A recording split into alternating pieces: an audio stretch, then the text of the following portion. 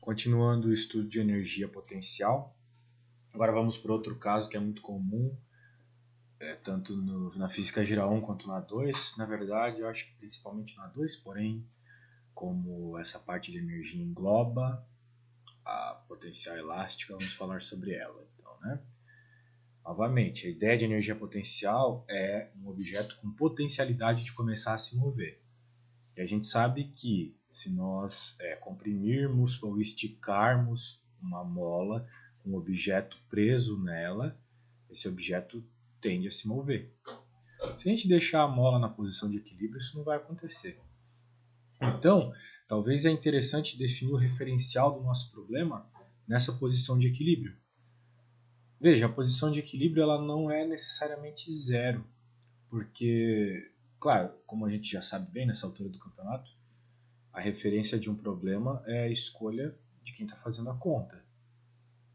E a mola ela tem um tamanho na sua posição de equilíbrio, mas talvez seja interessante considerar então o bloco parado, na mola sem estar comprimida ou esticada, como na posição zero. E a energia potencial também pode ser definida dessa forma. Pode ser definida sendo zero, essa posição de equilíbrio. Então, uma vez feito isso, uma vez sabendo que a força elástica é dada pela lei de Hooke, F igual a kx, e sabemos como obter a energia potencial em função do trabalho aplicado por uma força, a gente resolve essa integral e encontra então que a energia potencial é 1 meio de kx quadrado. A integral de kx, vocês todos sabem, né? K sendo uma constante sai para fora da integral, e a integral de x dx é simplesmente x quadrado sobre 2. Então nós obtemos essa energia potencial. Assim sendo, energia mecânica de um bloco preso a uma mola em qualquer instante desse movimento vai depender então da velocidade na sua parte cinética. Percebam, a expressão é sempre a mesma da energia cinética, independente do arranjo físico ali. Antes era um bloco caindo, agora é um bloco preso numa mola. A energia cinética sempre vai ser 1 meio de mv². Sempre. Independente do sistema. Agora, o que normalmente muda é a energia potencial. Como nós estamos numa mesa horizontal, não vai ter nenhuma variação de energia potencial gravitacional, pois a altura não muda. Lembrem-se, a energia potencial gravitacional é mgh. Aqui só vai mudar referente à expansão ou contração da mola.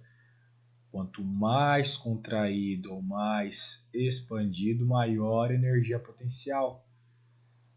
Neste caso, tanto importa se for negativo ou positivo, ou seja, tanto importa se for contraído ou esticado, porque o termo está ao quadrado. A energia potencial para um mesmo deslocamento, tanto expandido quanto contraído, vai ser a mesma. É isso que essa expressão ao quadrado nos diz.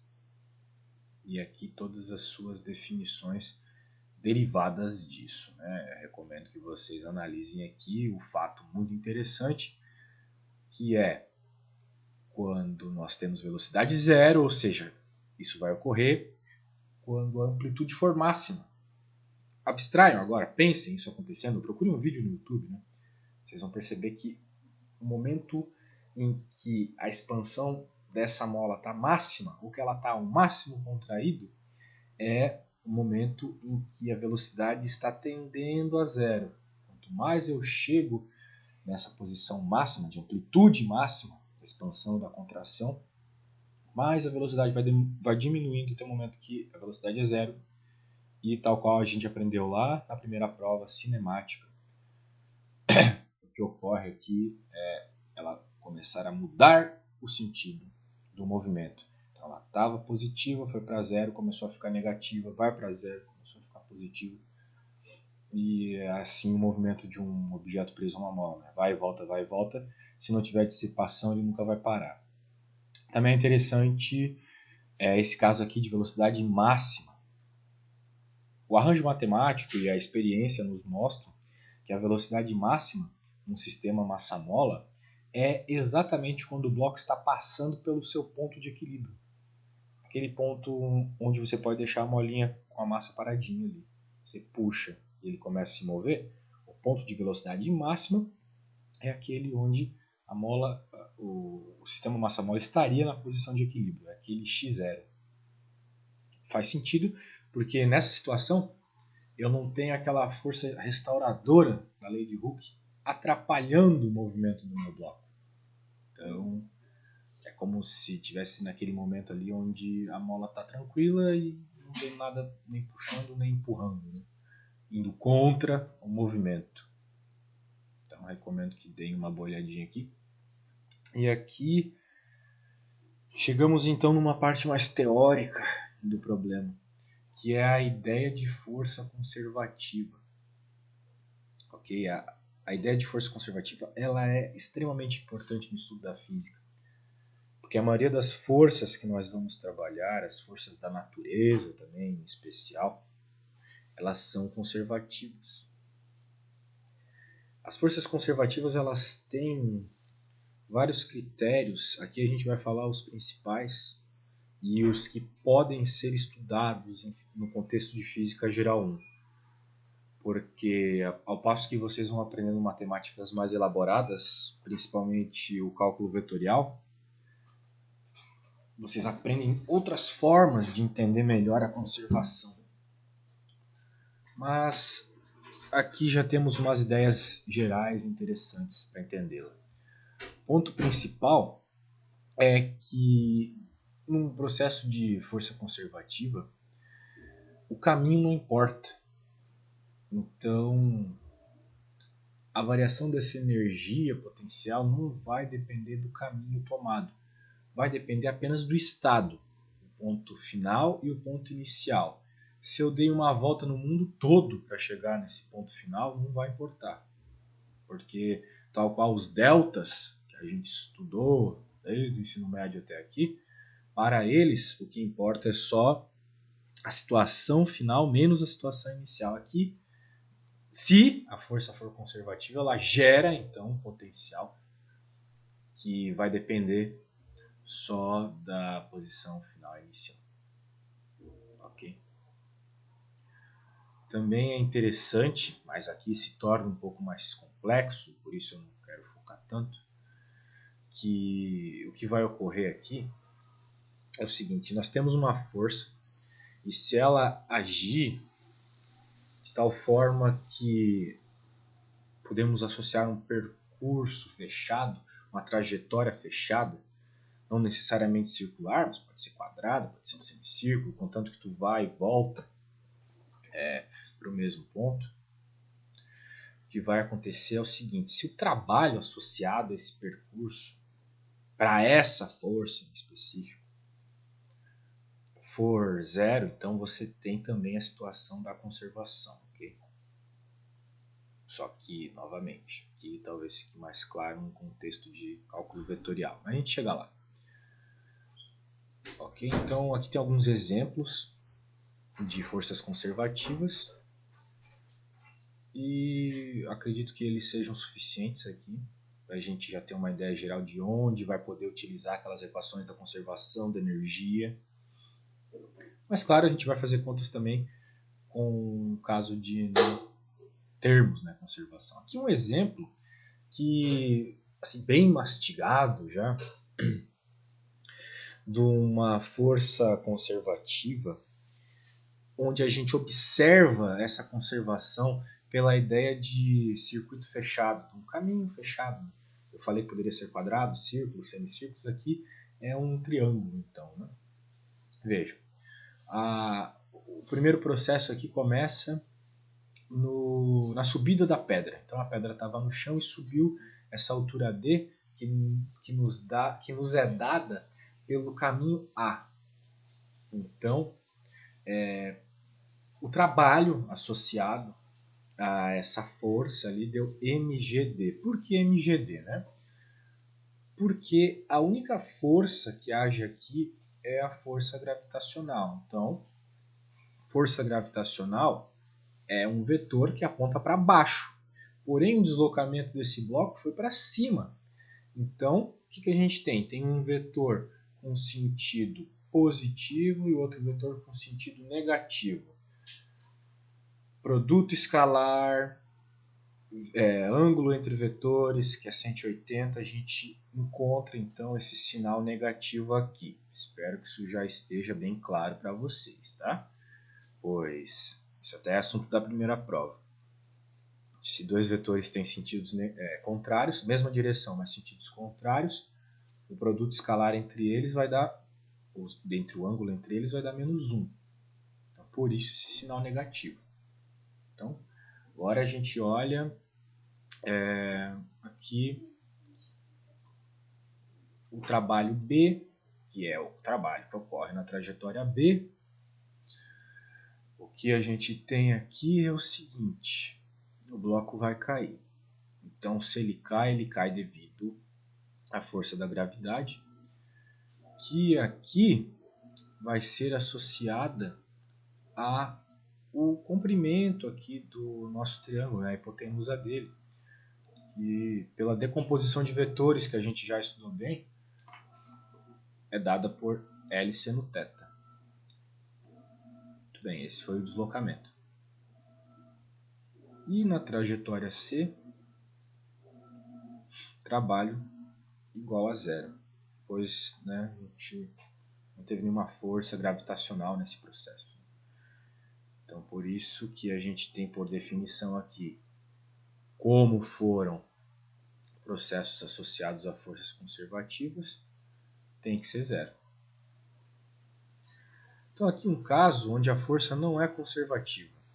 O caminho é fechado também, é um semicírculo, mas não é uma força conservativa, não há só forças conservativas agindo, pois tem atrito nessa mesa. Então eu não posso dizer que o trabalho dentro desse circuito fechado vai ser 0. Então vamos dizer assim, as contas elas não ficam tão simplificadas nesse caso.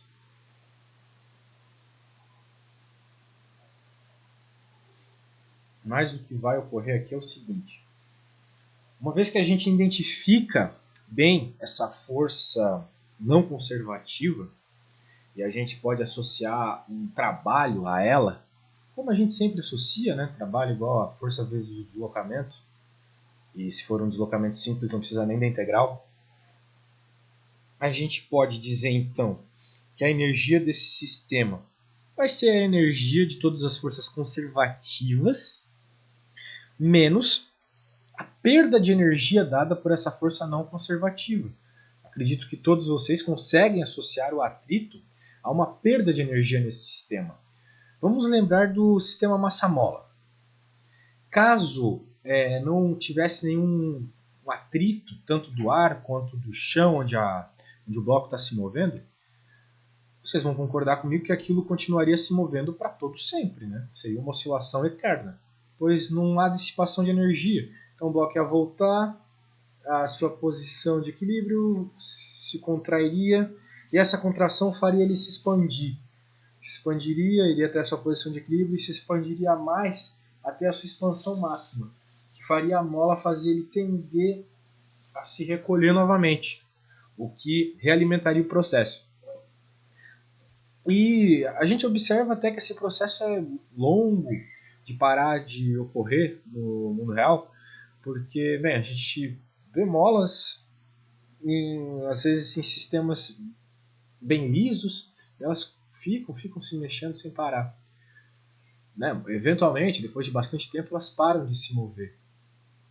Mas caso não exista nenhuma dissipação de energia ali, dada pela resistência do ar ou pelo atrito, o bloco se moveria para sempre. Né? Então, onde que a gente encaixa essa resistência do ar, esse atrito nas equações que a gente já conhece?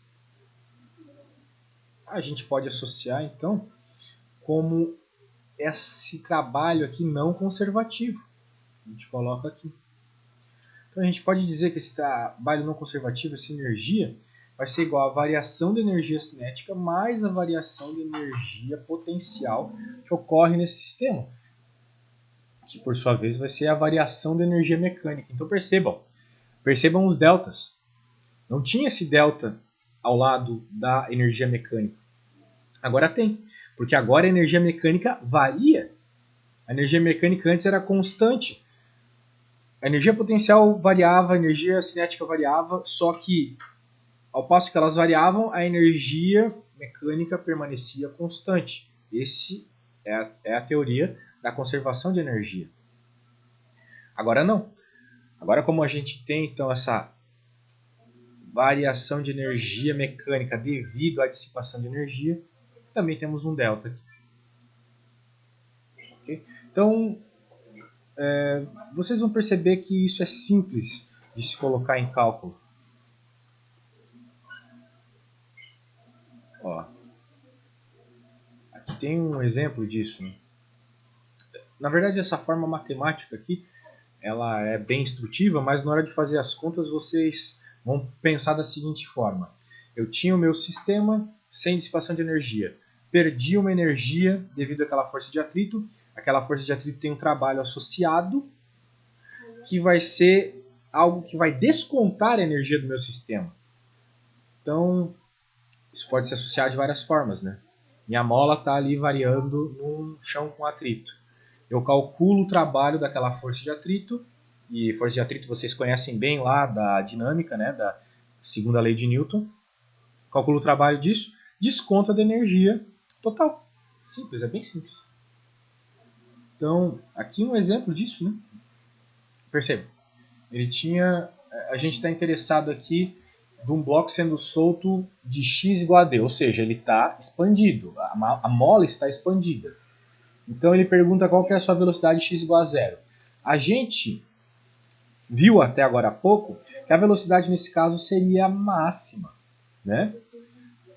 Acredito que ela vai continuar sendo máxima aqui, porém não será a mesma velocidade na situação sem atrito, porque com atrito, no processo do bloco ir até a posição de equilíbrio, houve perda de energia, porque esse chão tem atrito, então esse atrito causa essa perda de energia. Okay? Então vamos primeiro fazer a análise da situação sem atrito. Então a gente sabe que a energia vai ter uma energia cinética aqui nessa posição de equilíbrio, que é a nossa posição final, por isso ela aparece primeiro. E lá onde estava solto, né, a gente considera que é a expansão máxima, porque a gente puxou o bloco até aquela posição máxima e soltou. Então, ele estava parado no momento que a gente soltou. Começou a ganhar velocidade, ao passo que foi se movendo. Legal, então a energia potencial é exatamente o contrário. Na posição de velocidade máxima, a energia potencial aqui para o sistema massa-mola é zero. Porque nessa parte aqui seria a situação onde ele não está nem contraído nem expandido, a mola está na sua posição de equilíbrio. Então, final. Inicial é a expansão máxima. Muito bem. O que a gente tem aqui? A gente iguala essas duas situações e percebe então essa expressão aqui para a velocidade. A velocidade, como a gente já obteve, se eu não me engano, em outro slide, ela pode ser dada então por raiz quadrada de k sobre m vezes d. Então a velocidade aqui, neste ponto, sem atrito, é dada por essa expressão aqui. Essa é uma expressão bem geral, na verdade, dos sistemas massa-molas. É uma relação clara entre velocidade e deslocamento que existe nesses sistemas. Okay?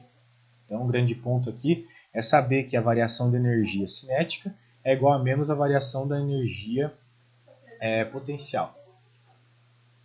Ok? Beleza. Então, o que vai ocorrer agora? Bem, isso sempre, né? Porque se a gente tem conservação de energia, né? E igual a K mais U. K mais U final igual a K mais U inicial. Então, uma outra forma de escrever essa expressão que eu já mostrei para vocês é isso. Okay? Lembrando, né? Conservação de energia significa exatamente isso. As energias cinéticas e potenciais em um determinado estado são iguais à energia cinética e potencial em outro estado, independente do estado. Independente se alguma delas for zero nesse estado. Muito bem. Agora, com atrito, a gente tem que colocar aquele elemento que eu falei para vocês. O elemento de descontar energia, que aqui é dado pela força de atrito. Mas qual é a força de atrito? Qual é a força de atrito aqui? A força de atrito ela é sempre coeficiente de atrito vezes a força normal, que aqui é mg, afinal de contas a gente está numa base horizontal. O trabalho associado a essa força de atrito é o que entra na expressão de energia. O trabalho é uma energia, né? Vamos lembrar disso. Então a gente desconta o trabalho dessa força de atrito. Então por isso que entra menos coeficiente de atrito cinético mgd. Por que d? Porque a gente está preocupado no deslocamento d, que é o deslocamento da posição x igual a d até x igual a zero. Esse deslocamento foi d. Então, menos isso. Agora, então, eu isolo da mesma forma que isolei velocidade antes e encontro, então, uma expressão parecida, que no limite de não existir atrito, volta a ser aquela expressão, né? A expressão aqui do quadro de cima, percebam. Percebam que interessante. Ó, imagina que esse termo dado pelo atrito seja zero. O coeficiente de atrito for zero, por exemplo, o μ for zero. Essa expressão, os termos que sobram, nos dão exatamente a expressão ali de cima. Exatamente. Então a gente percebe que no limite de sem atrito, volta a expressão anterior. Então acredito que por hora é isso. Na próxima aula a gente termina este assunto.